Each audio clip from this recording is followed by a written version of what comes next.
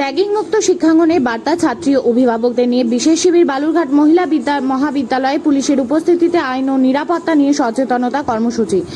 নতুন শিক্ষাবর্ষের শুরুতেই র্যাগিং মুক্ত নিরাপদ ও বন্ধুত্বপূর্ণ শিক্ষাঙ্গন গড়ে তোলার লক্ষ্যে বিশেষ উদ্যোগ নিল বালুরঘাট মহিলা বিদ্যালয়ে। শুক্রবার কলেজের অ্যান্টি র্যাগিং কমিটির উদ্যোগে আয়োজিত সচেতনতা শিবিরে ছাত্রীদের পাশাপাশি উপস্থিত ছিলেন তাদের অভিভাবকেরাও। র্যাগিং সংক্রান্ত আইন, অভিযোগ জানানোর পদ্ধতি, ছাত্রীদের অধিকার, প্রয়োজনে পুলিশের ভূমিকা নিয়ে বিস্তারিত আলোচনা করেন দক্ষিণ দিনাজপুর জেলা পুলিশের ডিএসপি শাহজাহান হোসেন এবং বালুরঘাট উইমেন থানার ওসি চন্দ্রিমা সরকার।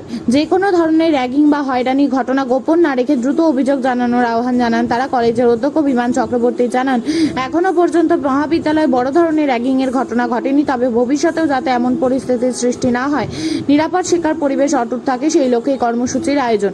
তিনি স্পষ্ট করেন, র্যাগিং সংক্রান্ত যে কোনো অভিযোগে কলেজ কর্তৃপক্ষ ছাত্রীদের পাশে থাকবে, দ্রুত প্রয়োজনীয় ব্যবস্থা গ্রহণ করবে। কলেজের মতে শুধুমাত্র ছাত্রীরাই নয়, অভিভাবকদের সচেতন অংশগ্রহণও র্যাগিং প্রতিরোধে গুরুত্বপূর্ণ। সচেতনতার মাধ্যমেই ভয়মুক্ত, নিরাপদ ও মানবিক শিক্ষার পরিবেশ গড়ে তোলা সম্ভব বলেই মনে করছে আয়োজকরা। সেটাও কিন্তু র্যাগিং এর পর্যায়ে পড়বে। যেমন আমাদের ছাত্র অবস্থাতেও ছিল, এখন যারা ছাত্রী আছে, ভবিষ্যতেও যারা আসবে, তারা তাদের শিক্ষকদের সম্পর্কে বিভিন্ন নামকরণ করে থাকে। এটা প্রবাহমান ধারা, অর্থাৎ কোনো মাস্টারমশাইয়ের হয়তো কোনো মুদ্রা দোষ আছে।